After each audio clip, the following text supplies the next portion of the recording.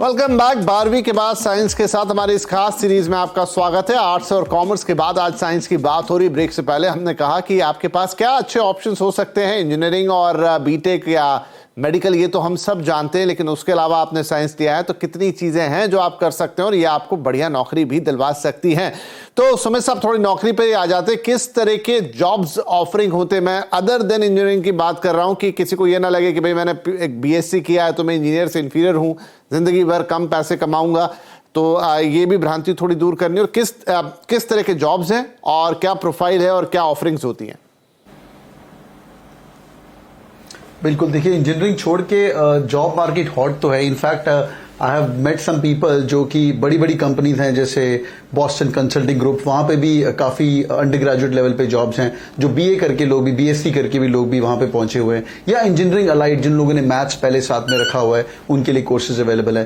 But I would मतलब जितना मैंने अभी तक देखा है वो जॉब्स का market for a 3 years under graduate course बहुत ही अमेजिंग नहीं है और कई लोग इसमें स्ट्रगल भी करते हैं। But at the same time मैंने कई लोगों को देखा है जिन लोगों ने इसके ऊपर जाके अपग्रेड किया है। Like lot of students come to me और फिर उसके बाद जाके वो एमबीए कर लेते हैं, या उन लोगों ने बीएससी किया होता है केमिस्ट्री के अंदर या फिजिक्स के अंदर, या स्टैटिस्टिक्स पढ़ा होता है, उसके साथ बीए इन स्टैट्स किया होता है, उसके ऊपर वो एक टॉप अप डिग्री एमबीए करते हैं, then they get to the elite job for sure.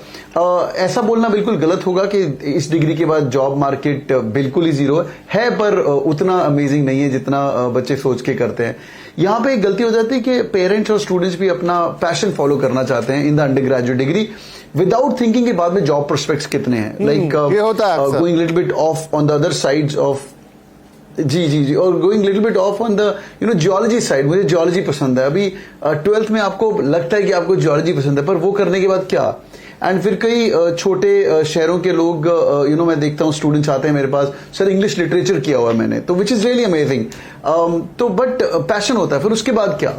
पर उसके एक सेवियर होता है कि वो लोग उसके बाद भी एमबीए वगैरह एमबीए कर सकते हैं और डिग्री पर। और स्टार्टअप जॉब्स मतलब कई लोग डरते हैं कि कॉल सेंटर जॉब मिलेगा मुझे, बीए करके आजकल नौकरी नहीं है। मैं तो बोलता हूं अगर आप अगर आपको जिंदगी में तरक्की करनी है तो सेल्स करना भी प्रॉब्लम नहीं है। बिल्कुल, क्योंकि इस सेगमेंट में समय हमारे पास थोड़ा कम रहेगा तो क्विकली मैं अतीशा आपसे पूछना चाहता हूं कि चलिए आपने साइंस में कोई डिग्री ली या कुछ भी किया, आप लोगों की सबने एक बात कही कि अपने आप को लगातार अपडेट करना बहुत जरूरी, चाहे यूडेमी का कोर्स ले ले, चाहे कोर्सेरा की बात कर रहे हैं आप, ऑनलाइन बहुत सारी चीजें। तो क्या अब वो वक्त गया जब सब आपको डिग्री से काम चल जाता था, अब आपको साथ में इवन डिग्री के भी साथ में अपग्रेड लगातार करते रहना होगा?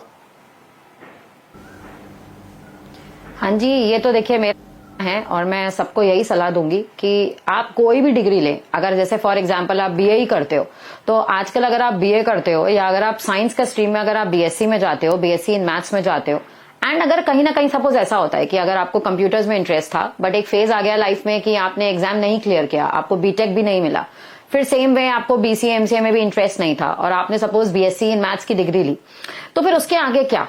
मतलब आपको टीचिंग में इंटरेस्ट नहीं है, आप मास्टर्स नहीं करना चाहते, बट आप उसके आगे क्या करना चाहते हो? एमबीए में इंटरेस्ट नहीं है। बच्चे बहुत कंफ्यूज हैं आजकल के, और कहीं ना कहीं एक दूसरे को देख के भी ना बच्चे सोचते हैं कि हमें एक कोई शॉर्टकट पाथ मिल जाए और हम कहीं ना कहीं स्टेबलाइज हो जाएं। जैसे हमारे टाइम पे ऐसा इतना नहीं होता था, वेयरएज अब थोड़ा शॉर्टकट का जरूरत होता है।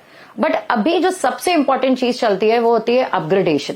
अगर बच्चे अपने आप को आज के जमाने के साथ एक एक स्टेप बाय स्टेप आगे नहीं बढ़ेंगे तो वो कहीं ना कहीं पीछे चलेंगे। शॉर्ट टर्म कोर्सेस या फिर कह सकते हैं सर्टिफिकेट कोर्सेस बहुत सारी वेबसाइट्स करा रही होती हैं, बहुत सारे पोर्टल्स रन कर रहे होते हैं, बट उसमें ऐसा नहीं होना चाहिए कि हाँ आपने एक भेड़ चाल पे चल के आपने बहुत सारे कर लिए। नहीं, ये भी नहीं करने का है।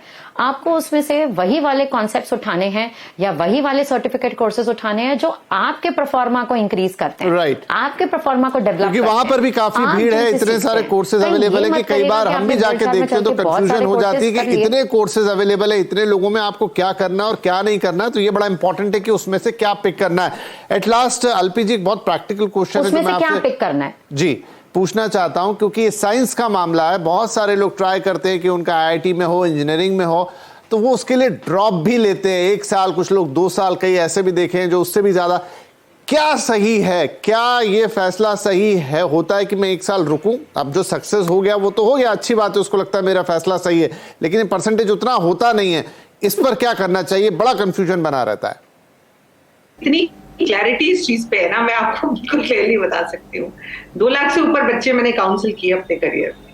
मैं आपको क्लियरली बता रही हूँ, जो बच्चे 11th-12th के साथ इंजीनियरिंग की तैयारी करते हैं, most of the kids get their burnout time by the end of 11th, और वो बच्चों को एक मीडियोकर कॉलेज मिलता है 12th के बाद, और ना 12th में अच्छे नंबर आते हैं। अगर आप वाकई में IIT और BIT टाइप के कॉलेजेस क्रैक करना चाहते हो, आराम से आप एक गैप ईयर, कोविड ने हमको सिखा दिया है कि कोई फर्क नहीं पड़ता। अगर आप फोकस करके वो 1 साल गैप ईयर लेके इंजीनियरिंग दो, देयर इज नो प्रॉब्लम। पहले के जमाने चले गए जब बच्चों के पास कुछ नहीं होता था करने को और सिर्फ पढ़ाई होती।